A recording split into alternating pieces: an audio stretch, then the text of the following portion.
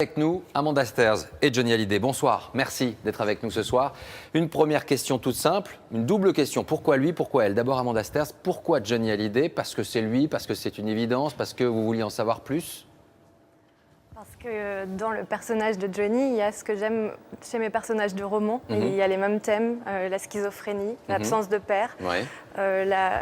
Et puis aussi, je voulais La savoir... force et la fragilité. Ouais, qu'est-ce qui se passe dans ce corps, dans cette tête, pour avoir envie, pendant 50 ans, d'être à l'avant de la scène et de le faire si bien. Et vous, Johnny Hallyday, il vous fallait quoi? Une confidente? Quelqu'un en qui, en tout cas, vous avez confiance pour Une dire... jolie confidente. Une jolie confidente. Alors, il fallait qu'elle soit jolie, vous ayez confiance. Il y a une forme de Oui, j'avais psychothérapie confiance. aussi. Et puis, quelque part, Amanda, elle traîne un petit peu les mêmes démons en elle. Il y a beaucoup de choses d'Amanda qui ressemblent un petit peu à ce que moi je suis dans la vie. J'ai reçu, pendant 6 ans, des invités sur ce plateau. Quand Johnny Hallyday arrive sur un plateau, il y a mécaniquement quelque chose d'électrique qui se passe. Ça ne s'invente pas, vous regardez autour du plateau, ça se passe comme ça. Vous, ça vous a un peu effrayé? Vous avez été un peu timide parce que vous êtes plutôt quelqu'un de discrète et timide. Ça vous a effrayé ou plutôt au contraire?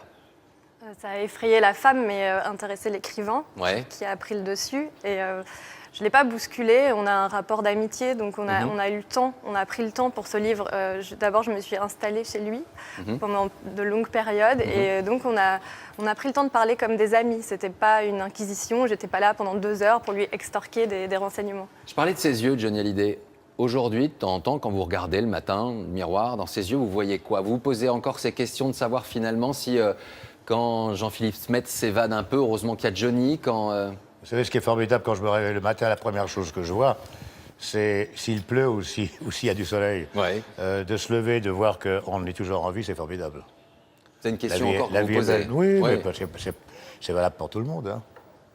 Il y a des doutes, des inquiétudes qu'on va voir apparaître dans ce livre. On va y revenir. On va justement regarder un petit peu ce qu'il y a dans ce livre avec Daniel Wolfrom, qui revient sur quelques-unes de ces tranches de vie. Votre histoire, Johnny Hallyday, Daniel Wolfrom, et on se retrouve juste après.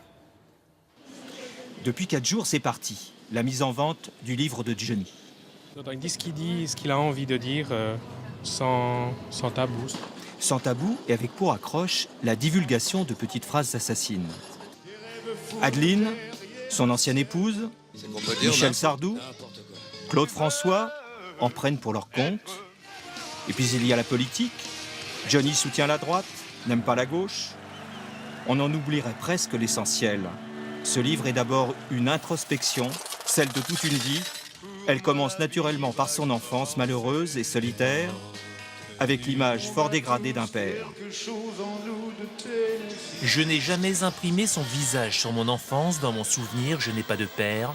Je deviens un homme sans lui. Mais à 14 ans, c'est le salut. Il découvre le cinéma et la musique américaine avec une révélation, le rock'n'roll. Puis ce sera un premier 45 tours. Bienvenue dans le show business. J'avais 16 ou 17 ans. Le disque est sorti le 14 mars 1960 et le rock'n'roll est né en France ce jour-là, avec moi. Et moi, je suis né pour la seconde fois. En route vers la gloire, très vite pour son public, Johnny est une silhouette, un style, une gueule, bref une star. 50 ans plus tard, Josette Baron et son club de fans, tous réunis aujourd'hui autour de sa biographie. Il balance tout ce qu'il pense, il a envie de dire les choses. Peut-être tout ce qu'il a gardé pendant des années, qu'il n'a pas dit, il le dit aujourd'hui, voilà. Le contenu de son livre, c'est la continuité de ce qu'il a évoqué dans son single « Jamais seul ». Et c'est une thérapie, une deuxième thérapie qui se fait. Jamais seul. De toute façon, on n'a pas d'équivalent.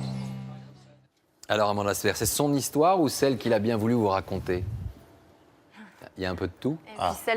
Et puis celle dont je me suis emparée aussi, parce que j'ai voulu aussi que ce soit un objet littéraire, donc c'est ma façon à moi de raconter Johnny.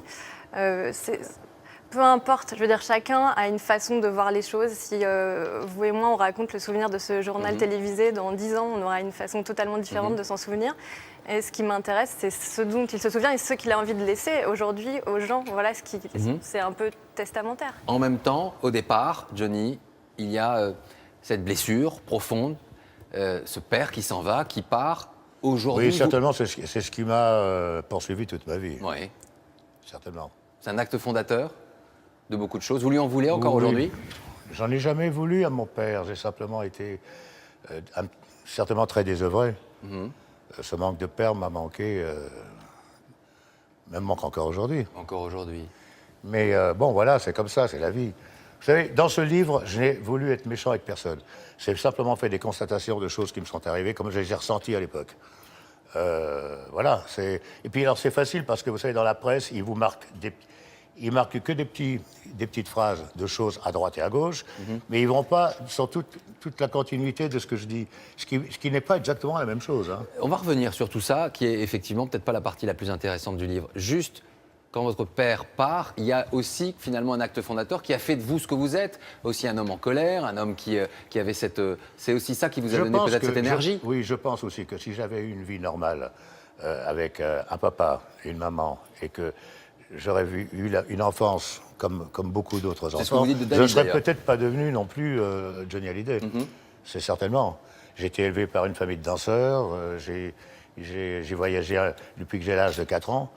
C'est vrai que ça a fait que je ne pouvais pas faire autre chose. Une succession de blessures finalement. Il y a cet abandon au départ.